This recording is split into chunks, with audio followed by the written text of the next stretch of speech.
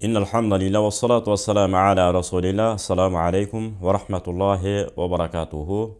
Adatdagıday suro жооп temabızga giriştik. Assalamu aleykum. Men Kur'an'da okugandı жаңы эле үйрөнгөнмүн. 1 жылдан ашык убакытта окуп бүттүм. 4 маркумга багыштадым. Хатым кылган боломбу? Wa aleykum salam. Albatta, bir эле 4 киши эмес. Буга чейин канчалаган мусулмандар, пайгамбарлар өтүп кеткен болсо, ошолордун баарына арнай бересиз. Негизи эле хатым дегенде окуп туруп анан кийин өтүп кеткен адам үчүн арналса хатым болот. Өтүп кеткен адам үчүн арналбаса бул хатым болбойт деген маселе жок. Хатым деген бир нерсени башынан баштап аягына чейин чыгып коюу деген сөз. Куранды Фатиха сүрөсүнөн баштап Нас сүрөсүнө чейин окуп чыгуу, мындайча айтканда. Siz ушинтип окуп чыккан болсоңуз, Кудайым буйруса, пайгамбар хадисте айткандай, алиф лам мим жөн эле 3 тамга болбосо, алифке өзүнчө 10 сооп, ламга өзүнчө 10 сооп, мимге өзүнчө 10 сооп дегендей, ар бир тамгасына өзүнчө сооп алган болосуз. Ахмад ибн Хамбал рахматуллахи алейхи айткандай, албетте өтүп кеткен адамдарга соорун арнасаңар, окуган аятыңардын сообу жетет деген. Ахмад ибн Хамбал 4 мазхабтын бирөөсү. Кийинки сурообуз, Дарат алардан мурдагы дааратканадан жуунганды кененирээк айтып бересизби? Бул мындай да, тескерисинче жуунганга чейин даарат алыш керек өзү. Кокус даарат алганга жетишпей калдыңыз. Ар кайсы жерде ар кандай шарт бар да. Сырттан кирип келесиз, анан душка киресиз да, шарт жуунуп чыгып кетишиңиз мүмкүн. Андай учурда колду дааратты кошо алган болоюн десеңиз, анан кийин кадимкидей ооз, мурун чайкап, бети жууп, чыканакты кошуп жууп, анан башыңызга мас тартып коесуз да, анан жуунганга кирише бересиз. Анан эң артында бутту жакшылап чайкап чыгып кетип каласыз. Болду. Daarатты да алган болосуз, алдын ала. Анан жуунган болосуз. Бирок ушуга карабастан эч кандай daarат албай эле оозго суу алып, мурунга суу алып, жалпы денени чайканып койгон болсоңуз, daarат дагы, гусул дагы экөө тең камтылат. Гусул деген баягы жуунуу. Түшүркөгөн учурда, же болбосо аял күйөөсүгө мамиле кылгандан кийинки аткарыла турган бул амал. Кийинки сурообуз, Молдоке, мен турмушуман ажырашканыма 11 жыл болду. Бир балам бар. Жолдошум талак бербеген. 11 жылдан бери кандай жазылса ошондой окуп атабыз. Вообще сүйлөшпөйбүз. Жардам да бербейт. Талак өзү түшөт дейт. Ошуга жооп бериңизчи суранам. Ооба, 90 жыл болсо дагы, көрүнбөй кетип калган болсо дагы талак түшпөйт. Качан түшөт? Сөз түрдө эле талак бердим дегенде түшпөйт. Ажырашуу ниетинде жолуңду бош койдум, бар кете бер деген болсо да талак түшөт. Ошон үчүн мындай маселелер, талак маселе дайым айтып келебиз. Кайсыл областта жашасаңыз, ошол областын казиятында фатва бөлүмдөрү бар. Ошол жерде илимдүү жигиттер бар. Өзүнүн эне тилин жакшы өздөштүргөн билимдүү молдокелерге кайрылсаңыз, арабчаны да мыкты билген. Ошолор сөз түрдө сиздин көйгөйлүү талак маселеңизди сонун чечмелеп берет. Балким сизге талак түшүп калгандыр мурда эле. Жолдошуңуз баягы ажырашуу ниетинде суралганда билинет да. Жолдошуңуздан өзүнчө сурайт, сизден өзүнчө сурайт, анан экөөңүздөрдү бириктирип дагы сурайт. Ошондо анан толтура маселелер чыгат. Балким ошондо эле талак түшүп калган болушу мүмкүн. Кантип мен ажырашуу ниетинде кетсинчи деп бир жолу айткам. Бар кете бер деп ажырашуу ниетинде монтип айтканмын десе, демек талак түшкөн болот. Сөз түрдө эле сага талак бердим деп айтыш шарт эмес. Ажырашууга далалат кылган иш аракет, мамилелер жасаган болсо, демек талак түшөт. Мунун да себептери бар. Манда тескере отуруп талкуулаганда аныкталат. Эгерде антип талак бере элек болсо, башка бирөөгө да турмушка дагы чыга албайсыз. Кийинки сурообуз. Кандайсыз? Ден соолуктар жакшыбы? Менде бир суроо бар. Мен бир кызды сүйөм. Ал кыз деле мени сүйөт. Мен үйдөгүлөрдү жөнөттүм. Алар каршы болуп жатат. Мен эмне кылсам туура келет? Кыз мени таштап кетпең деп жатат. Мен деле таштап кетким жок аны. Абдан сүйөм. Отношениябызга 4 жыл болду. Кызды бербейм деп мен менен сүйлөшсө уруп жатат апасы. Эмне кылышты билбейм. Саламатчылык, Алла разы болсун. Рахмат, бизде баары жакшы. Эми сөзсүз түрдө бала ким экенин, өмүр баянын мындайча айтканда, ата теги ким, kız balanın ata-enesine, mындайча айтканда kыздын ата-enesine söz түрдө өзү жөнүндө маалымат берип, тааныштырып, мен мындай тигиндей деп бүт баарын түшүндүрүшүңүз керек. Анан ата-эне деле билгенчелик бир нерсеси бар да, жөндөн жөн эле каршы чыга бербейт. Кээде жаңылып калышы мүмкүн, чындап эле таанып алган билбеген балага кантип беребиз деп. Ошон үчүн шариятта ушундай Хидая деген китепте келет. Эч качан ата-эне баласына жаман түгөйдү таап беришти, же болбосо жаман бала кызын жаман балага туштап берип коюуну эч качан ылайык көрбөйт. Ар бир адам өзүнүн ылайыгын билет. Өзү менен баягыдай айтат го бизде. Эртең чай иче турган бололу, бири-бирибизди сыйлаша турган бололу деп теңсинбеген адамдар да бар да кээде болуп калат. Өзүнүн абалы менен иши жок. Өзүн укмуш бир башкача элестетип алган адамдар бар. Ошолордун баарынан этияттык кылдат мамиле кылыш керек деген мааниде каршы чыгып аткан болушу мүмкүн. Кандай болгон күндө дагы кайын журттун батасын алып, аларга түшүндүрүп, ортодон ушундай элчи жөнөтүңүз. Сизден сөз үйрөнбөй, өзүнүн жөндөмү күчтүү, барган жеринде бир маселе бүтүрүп келе турган, сонун даанышман адамдар болот. Ошондой адамдар таап, ана жөнөтүп койсоңуз, балким маселеңиз жеңил эле, Кудай буйрса, жеңил эле чечилип калат. Кийинки суроо. Мен 5-6 жыл мурда келинчегизден Токтогулдан Курандан сабак алгам. Анан сиздер Токтогулдан кеткениңиздерден кийин Куран сабагым калып кеткен. Эми деле алсам болобу? Сиздин номериңизди, YouTube видеоңузду көрүп калып алдым. Албетте болот. Сиз өзүңүздүн WhatsApp номериңизди таштаган болсоңуз, тайпа жака, анан бизге беришет балдар, камерага таткан балдар. Анан кийин нар жака байланыштырып коебуз. Эгер Бишкекте болсоңуз, барып алсаңыз болот. Албетте аялдарга, кыздарга, келиндерге атайын сабактар бар. Анан онлайн түрдө дагы сабактар өтүп атат. Азыркы күндө онлайн аркылуу 2 айда, 3 айда Куранды таза өздөштүрүп, калган убакыттарын араб тилге жумшагандар дагы барган сайын көбөйүүдө.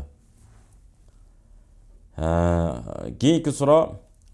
Кандайсыңар? Суроо илим алганда үйдөн эле китеп окуп алса болобу же сөзсүз эле бирөөдөн сабак алыш керекпи? Аллага шүгүр, баары жакшы, рахмат. Ооба, сөз устазы жоктун устазы шайтан дейт. Сиз илимди канчалык деңгээлде түшүнүп атасыз, туура түшүнүп атасызбы, туура эмес түшүнүп атасызбы, аны бир Кудай билет. Ошон үчүн бүгүнкү мындай суроолордун маселеси чечилди. Кантип? Онлайн деген маселе бар. Бир аз тыйынын төлөйсүз. Балки окуунун демесине жараша, баягындай сапатына жараша. Мисалы 3000ден деши мүмкүн, кээ бири 5000ден деши мүмкүн, кээ бири 1000ден деши мүмкүн, кээ бири 500 сомдон деши мүмкүн, адамдардын санына жараша. Ошондой бир курстарга катышып алып, атайын бир устат кармап, өз алдыңызга даярданасыз, ошол устатка онлайн аркылуу тапшырып коесуз. Бул керемет, оңой, жеңил жашоо. Ошол жагына эмне кылышыңыз керек? Өтүп, сабагыңызды алдыга жылдырсаңыз болот. Эртеңки күнү тажвидтериңизди ката үйрөнүп алган болсоңуз, туура эмес окуп калыптанып алган болсоңуз, эртеңки күнү туура окуган бир мугалим таап алып, эгер окуп оңдотуп алайын, түзөтүп алайын дей турган болсоңуз, оңдош дагы, түзөш дагы өтө кыйын, татаал болот. Тил ошого көнүп калат, жатыгып калат, жарандай туура эмес окуганга. Ошондуктан башында пайдубалды фундамент деп коебуз го. Пайдубалды таза, бекем, түз куюп алыш керек, куруп алыш керек. Кийинки суроо.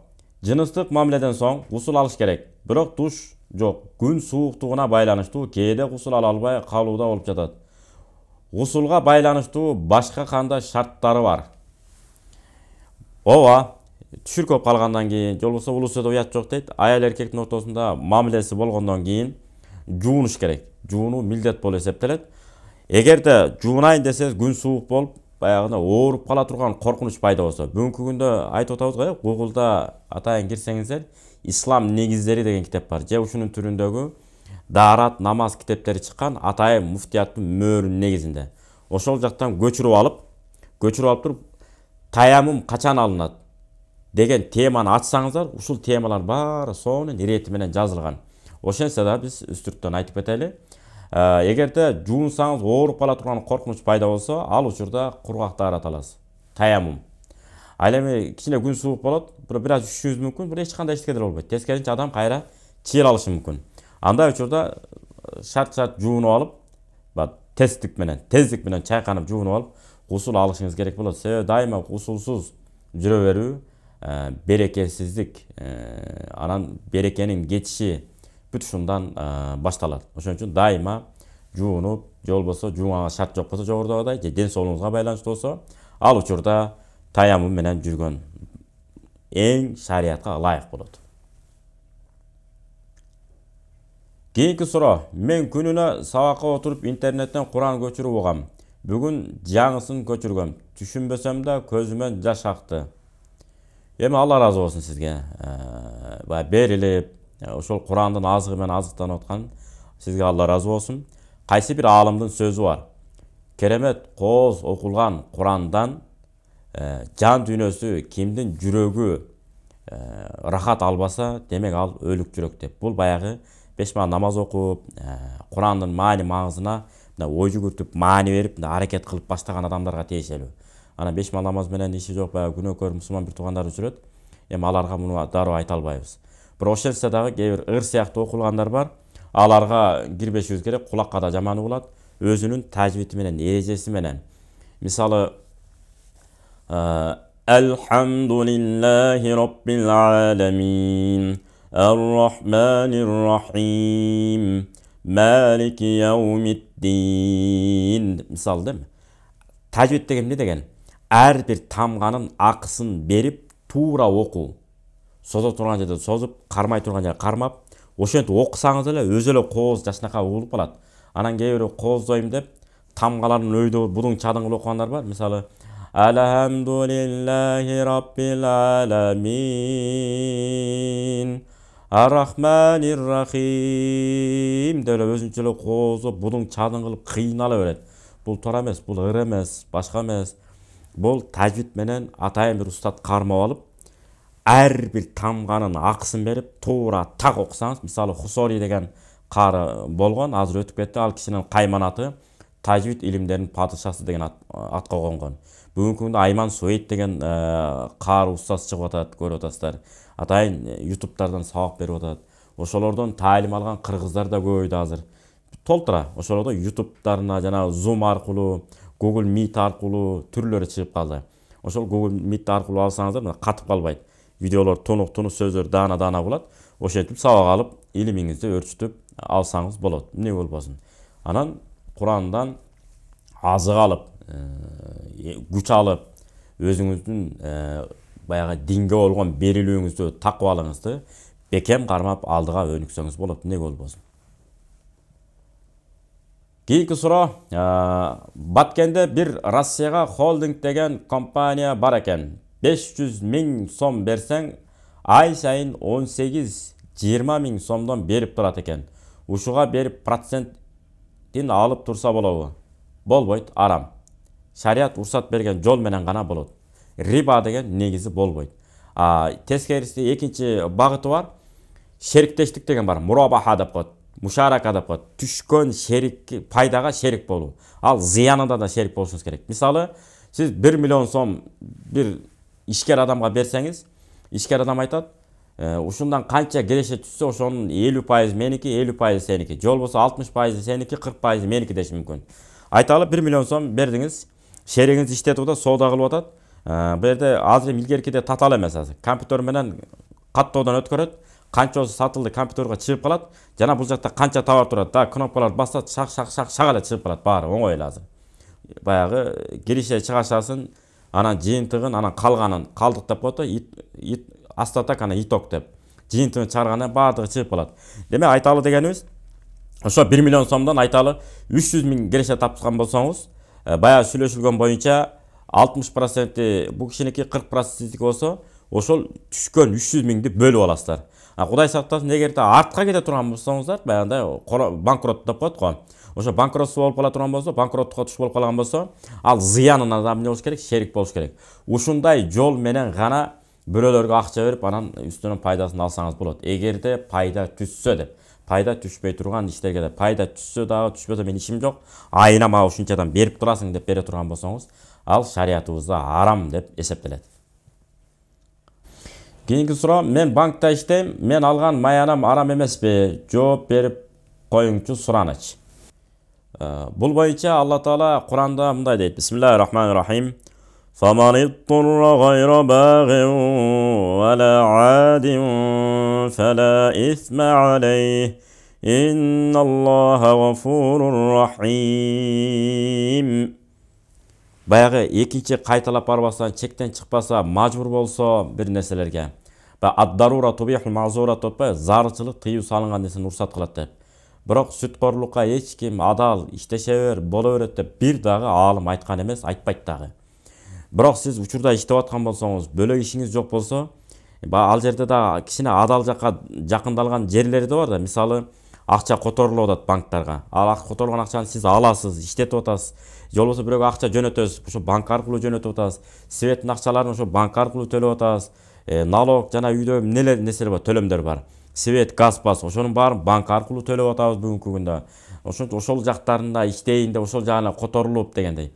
Иштерин жасаңыз, анан эми төптүз эле жана процент берип, процент алган жагында турган болсоңуз, тез арада жумуштап бөлөк жакка чыгып кеткениңиз жакшыраак болот жана келечегиңизге дагы пайдалуу болот буюрса.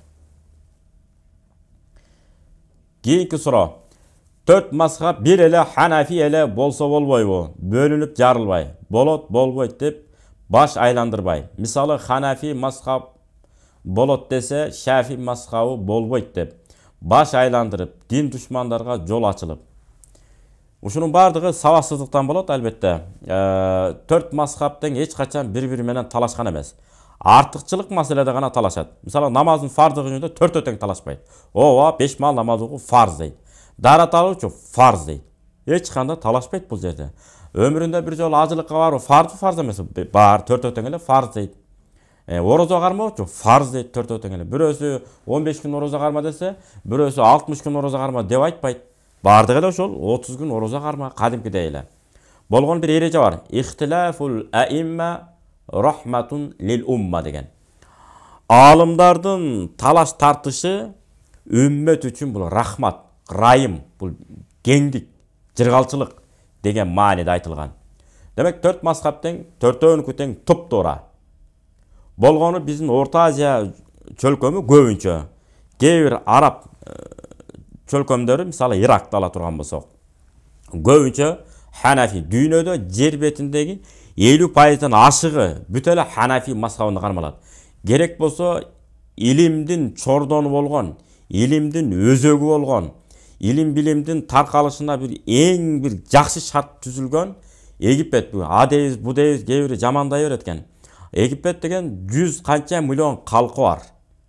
Жана канча кылымдардан бери илимдерди устаздан шакиртке, шакирттен шакиртке өткөрүп келаткан не деген не бир күчтүү аалымдар өткөн ал жерде. Учурда да бар. Жана ошондой эле эмне деген тарыхын ала турган болсо, фараондорду, пайгамбарларды узаткан эл алар. Жөн эле жеңил санай бербеш керек. Ошондой күчтүү дин боюнча айтып атабыз биз. Жанагы саясат жагы, экономика жагын айткан жокпуз. Дини жагы, дини деңгел жагын айтканда. Демек, ошондой илимдүү, билимдүү аалымдар, системалар, илим системалары орношкон күндө деле Ханафи мазхабы боюнча эмне кылат? Нике кыят. Ошон үчүн Имам Шафи карабайсызбы, бири-бирине каршы талашкан эмес булар. Бири-бирине жакшы сөз айткан. Имам Шафи айтып атпайбы? Фиq дегенде, шариат дегенде Имам Азамдын үй бүлөсүн түшүнө келе дейт. А бөлөк аалымдар айтат, хадис дегенде Имам Шафинин үй бүлөсүн түшүнгүлө деп. Демек, ушулар пайдубалды укму сонуңуп иреттеп кетишкен. Мисалы, Дарат китеби, намаз китеби, орозо китеби, ажылык китеби өз-өзүнчө бөлүк пункт кылып мындай ордордуна рамкасында салып берген. Бул Ханафи мазхабы болот атпайбы, фиq маселесин. Болбосо пайгамбар убагында Дарат китеби, анан намаз китеби өз-өзүнчө болгон эмес да. Баары бирдей айтылып кете берген. Жана пайгамбарыбыздан эмне муктаждык болсо өзүнөн түз сурап алып, түз түшүнүп кете беришкен. Мына ошондуктан усул деген эреже чыккан. Усулул фиq деп коет. Мисалы, фиqка тиешелүү, шариаттын өзүнө тиешелүү канча аят бар десе, мынча аят бар, 500 аят бар деп айтышыңыз керек. Фиqтын өзүнө, шариаттын өзүнө тиешелүү канча хадис бар десе, эмне деп айтасыз? 3000 хадис бар. Калган хадистер тозок жөнүндө, бейиш жөнүндө, соопчулук, артыкчылык, бир күнөөдөн токтотуп коюу, кыскасы артыкчылык жана күнөө нерселерден токтолуу, же болбосо бир окуялар, тарыхый окуялар жөнүндө айтылган аяттар жана хадистер болуп кала бермекчи. Калган нак шариаттын өзүнө тиешелүү 500 аят, нак шариаттын өзүнө өкүм чыгарганга тиешелүү хадистер 3000 хадис. Усулу Шафи деген китепти ким окуган болсо, аны албетте ошол жактан таап алса болот. Ошондуктан 4 мазхаб тең биз үчүн керемет, сонун школа, мындайча айтканда. 4-өө тең туптара. Бүгүнкү күндө карабайсызбы? Gimnазия мектеби бар, лицей мектеби бар, жөнөкөй мектептери бар. Алар эч качан бири-бирине каршы эмес. Баарында эле бир адаттагы мектеп кылып койбойбу. Эмне кылабыз? Гимназия мектеп. Эмне кереги бар лицей мектеп кылып деген сыяктуу болуп калабыз. Ошондуктан төртөө тең туура, төртөө тең негизги өзөк маселеде талашпайт, болгон артыкчылыктарда талашат. Мисалы, кол көтөрсө, имам Шафилерде эмне кылат? Көкүрөктүн тушуна чейин мындай көтөрүп койсо боло берет дейт. А биздики эмне кылат? Кулактын тушуна чейин көтөрөлү дейт. Анда да мындай эмес, мындай кылып дейт. Эмне үчүн? Колубуздан бери, баш бармактарыбыздан бери кыбылага карасын. Экинчиден, бир эле артыкчылык бар. И'ламул асам. Арттагы дүлөйлөргө намазды билдирип коюу. Намаз башталыптыр деп кээ бир укпай калгандар бар да. Алыстан ошол колдор мит иштесе эле, намаз башталыптыр дейт экен. Азыркы микрофон чыгып оңой болуп калды. Мурда микрофон болгон эмес. Аллаху акбар десе айталып 10 миң, 20 миң адам намаз окуса каяктан билет? Бүт колдор мондо көтөрүлгөндө. Эгер мындай болсо, мындай денелер кыймылдап атыптыр деп билбей калышы мүмкүн, укпай калышы мүмкүн эч ким. Ошон үчүн Аллаху акбар деп кол мондо көтөрүлгөндө, намаз башталыптыр деп элдин баары билип алган. Ошол эле учурда Ханафи мазхабы айткан жок да, ким эмне чейин намазды колу эмне чейин көтөрсө, алардын намазы намаз эмес деп айта албайбыз. Ар биринин өзүнүн эмнеси бар, далили бар. Мисалы, Хамбали мазхабта айтат, киндиктин үстүнө да болот, киндиктин өзүнө, киндиктин астына да болот деп атпайбы? Биз деле айтабыз, силерге мейли андай боло бериши мүмкүн. Бирок биз киндиктин алды жагына кармайбыз. Эмне үчүн?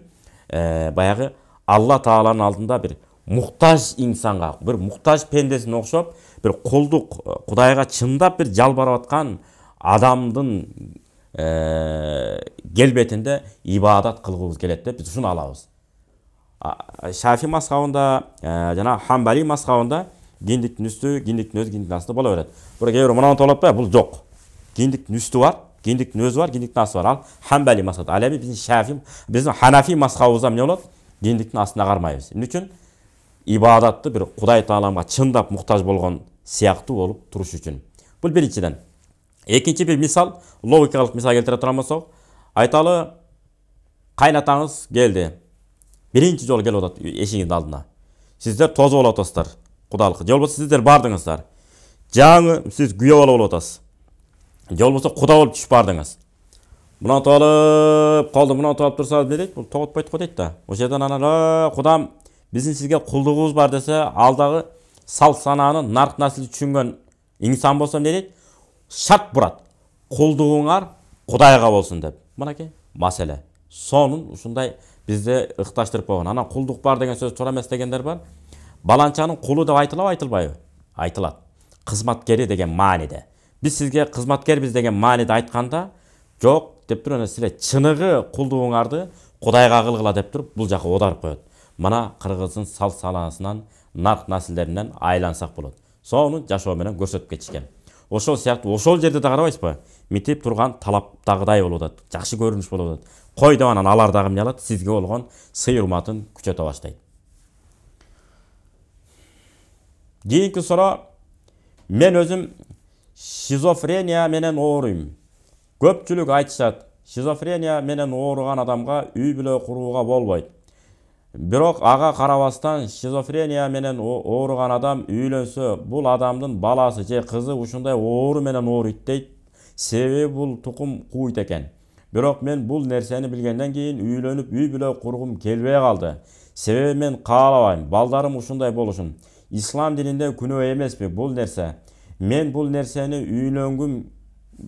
кийин үйлөнгүм келбейт деп шылтоо менен жазган жокмун. Эми жараткан Аллах Тааланы алдай албайсың. Мен каалабайм, келечекте балдарым ушундай болушун. Эми Пайгамбар Мухаммад алейхиссалам хадистеринин негизинде ушундай эреже бар. Алла Таала ооруну да түшүрдүбү, анын шипасын да түшүргөн деп. Өлүм менен карып калган кемпир чал экөөнөн башка бүт оорунун түрүнө шипа бар. Изденип, айыгып, дарыланып, анан кийин турмуш жолуна түшсөңүз болот. Эмнеге болбосун? Ошон үчүн биринчи айыгыш керек, дарыланыш керек, анан кийин турмуш жолуна түшүш керек. Кудайым сизге шипа берген болсун. Кийинки суроо. Намаз окуп жатканда, зам сүрө кошуп окуп жатканда, окуп жаткан сүрөсүн таппай калам. Анан башка сүрөнү кошуп окуп кете берсе болобу? Же башынан ниет кылып окуш керекпи? Мен башынан ниет кылып окудум. Кандай болуп калат?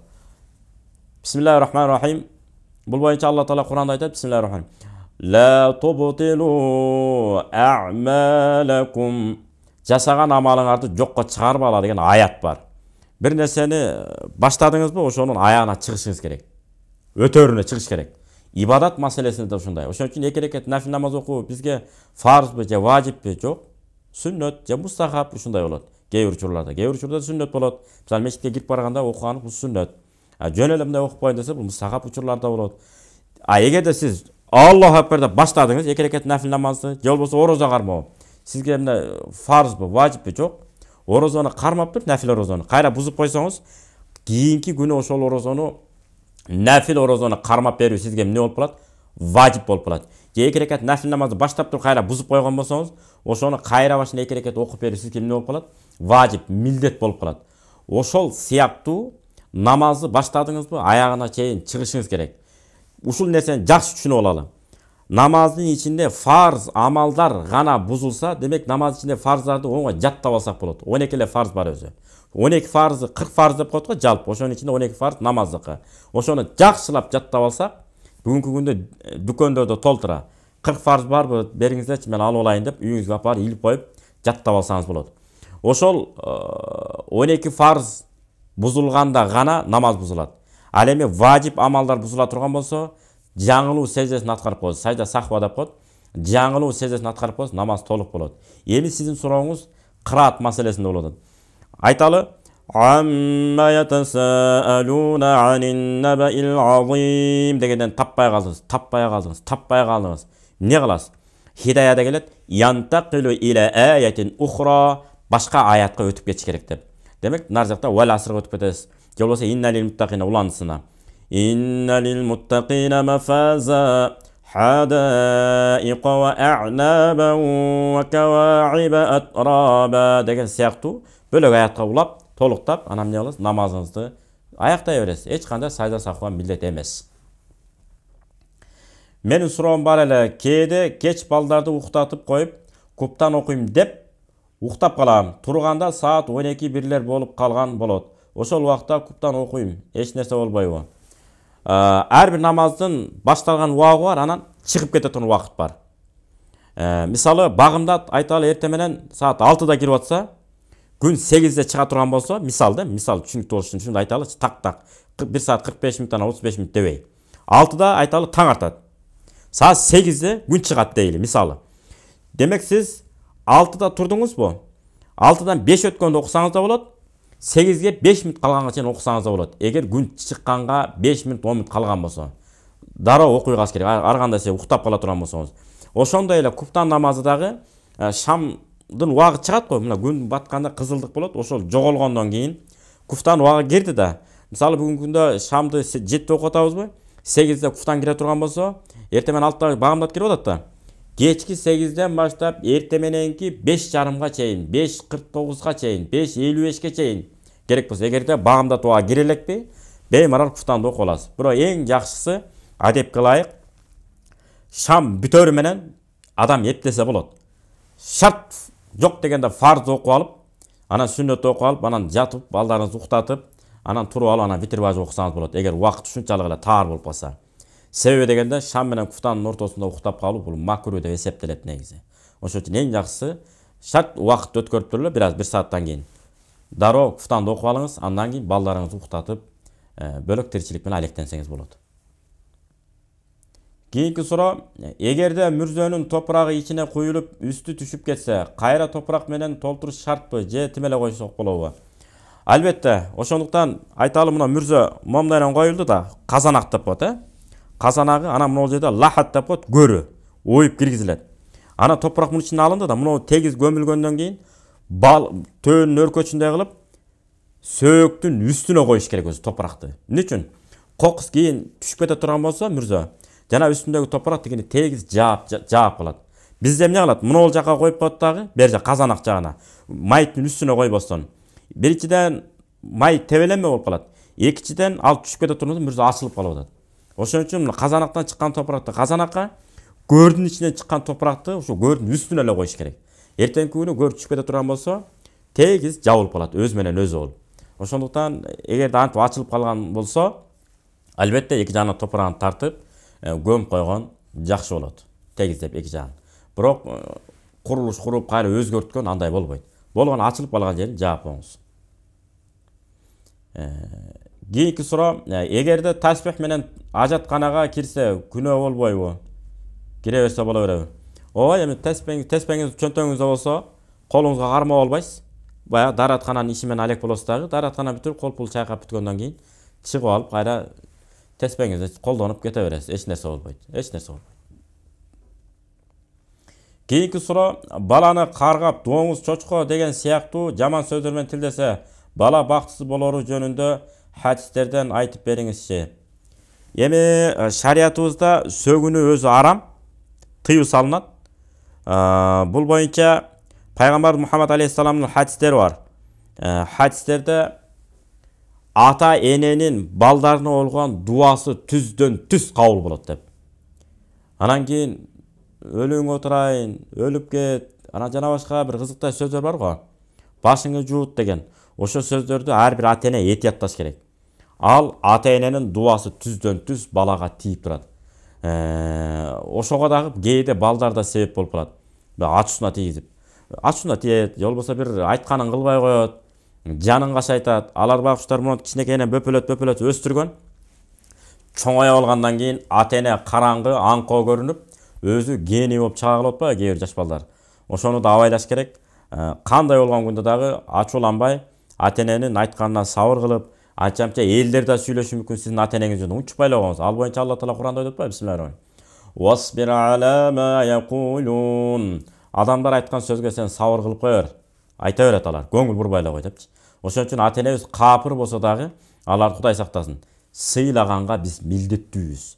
Бакканга дагы милдеттүүбүз. Эгерде кароого муктаж болуп калган болсо, өзгөчө улгайган кезде дейт го, карыган кезде. Пайгамбар ошон үчүн хадисте айтып атат да. Экөөнү улгайган кезде карап отуруп, же болбосо бирөөсүн улгайган кезде карап отуруп, бейиштин эшиги ачык турса, ошо бейишке кирбей калып калган адамдарга таң калам деген пайгамбар хадиси бар. Ошондуктан ата энени урматтап, сыйлап, албетте бул дүйнө ахиретке бейишине киребиз буйурса. Ошон үчүн кээде баягы адат болуп калгандар бар, ачуусу мурдун учунда. Антип сөгүнүп алганы менен ичинде жүрөгү таза болсо, атайлап айтпаса, буларды да эмне кылыш керек? Секин, акырын, жакшы мамиле менен жумшартышыбыз керек. Өзүңүз түз айта албасаңыз, агаларыңыз бар, атаңыз менен бир туугандар бар, эже карындаштары бар, атаңыз менен бир тууган агайнелер бар. Ошолор аркылуу да айттырып, атам бизди сөккөндө ушундай бир каргыш сөздөр менен сөгөт. Ушуларды баарын кичине жумшартып бериңиздерчи деп, мамиле менен, ат-дину муамала деп атпайбы? Дин бул мамиле деп.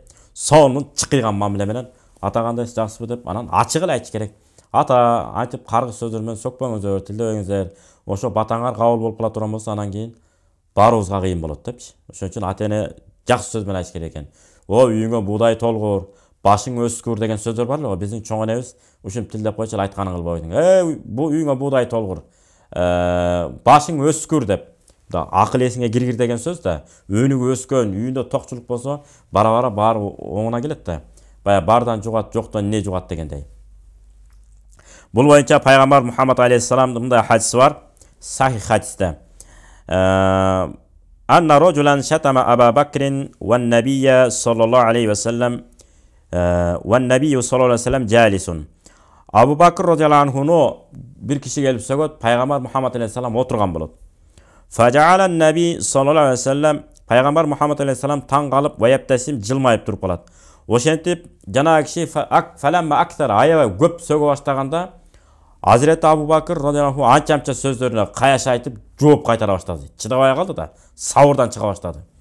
Жооп бергенде фагадибан наби, пайгамбар Мухаммад алейхиссалам мында кагынып, бая болбай калды, анан туруп, ачуусу келип туруп кетет. Туруп кеткенден анан Азирет Абу Бакр артынан барып, Аллахтын элчиси, жана тиги мени сөгүп атканда күлүп жайнап эле отурдуң. Анан качан мен ага анча-мынча баарын деле кайтарган жокмун, анча-мынча тети аша чаап кеттиң деп, кээ бир сөздөрүн кайтарып баштасам, ордуңан туруп алып кетип калдың дегенде, пайгамбар Мухаммад алейхиссалам айтат, сени баланча адам сөгүп атканда периште түшүп алып, анын сөккөндөрүн өзүнө кайтарып аткан болчу. Өзүңө деп кайтарып аткан болчу. Качан сен ачууң келип ага жооп берип баштаганыңда, вака шайтан, ортоңорго шайтан түштү дейт. Көрдүңөрбү? Шайтан түшкөндөн бүттү, маселенин баары чыгын баары ошол жерден башталат. Муну кыргыздар эмне дейт? Шамал болбосо чөптүн башы кыймылдабайт дейт.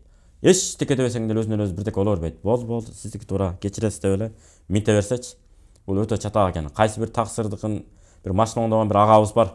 Ошол айтып берип атат да. Машинасын оңдоткону келген экен. Бир балачы. Ал митип айтып берипти. Окуясын айтып берейин эми байке сизге деп. Баягы келип таксыр келип тигинин машинасын сүзүп алат. Бир жерин бырыйтачы.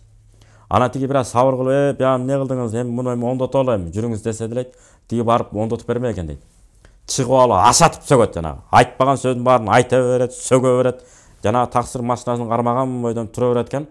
Сабыр кылган бойдон. Анан эми кокустук болуп кетти байке. Канча берейин төлөмүнө, төлөп берейин, жүрүп оңдоп берейин десе, огош бетер жанагы уялганыман дейт. Төлөбөй эле кой деп кыйкырып берет. Ошо менен дейт, өзүм тилим менен сөктүм, кайра өзүм тимеле кой дедим. Мына эми 5000 сом тегерегинде мынакей сизге оңдотуп атам. Байке, жанагы байкеден мен таасир алдым, сабак алдым. Адам ар качан сабырдуу болуш керек экен. Сабырсыздын түбү ушундай болот турбайбы деп. Анысыңар ошондой канчалык сөгүнүп кыйкырбаса да, кечиресиз, бизден кетип калды окшойт. Мейлиңиз деп жакшы сөз сүйлөп кое турган болсо, ошол учурда мынтип мен кыйратып коюм деши мүмкүн. Бирок нарарак барып, акылы 99 же 101 эле болбосо, акылы ордунда болгон адам ойлонот экен да, куку, ушунчалык сөксөм учпады. Уят барып кечирим сурайм деп, кайра келип сизден кечирим сурашы мүмкүн. Экинчиден, кыргыз эли биз кичинекей элбиз. Эртең эле куда сөктө, же болбосо бир чогулуштарда, мааракелерде, бир жерлерде болуп калабыз. Бир туган куда болуп калышыңар мүмкүн деп туруп ошол сыяктуу жакшы сөздөр менен жыгышыбыз керек экен. Бири-бирибизди жараштырып койгонго аракет кылышыбыз керек. Кийинки суроо, мусулманчылыкта ит сатканга уруксат берилеби? Ушул маселе талаш тартыш болуп жатат. Өзү Ханафи мазхабы боюнча ит саткан болот. Ошол эле учурда аңчылык жана короочулук максатта ит бакса болот. Мүмкүн уруулар да көп болуп атпайбы? Ээсине уруксат сурай кирип келе берет. Ар кандай болот? Короочулук максатында, же болбосо кой багуу, ит неме кыласыз, жана жылкыларды багасыз. Ошол учурларда короочулук, аңчылыкка, ээрчитип алуу максатында жаныңызга, же болбосо бир жанагындай бир ит куштар келиши мүмкүн. Ошолорго бир будильник катары, белги берип туруу катарында баксаңыз боло берет, сатсаңыз да боло берет, сатып алсаңыз дагы боло берет. Ханафи мазхабы боюнча. Бул Мухтасарул Уқая, Шархул Уқая, Хидая китептеринде бар. Сажда аят окулганда кантип сажда кылуу керек? Көрсөтүп бересизби? Менин башым көп ооруйт. Томография кылайын десем, жоолукту чечиш керек.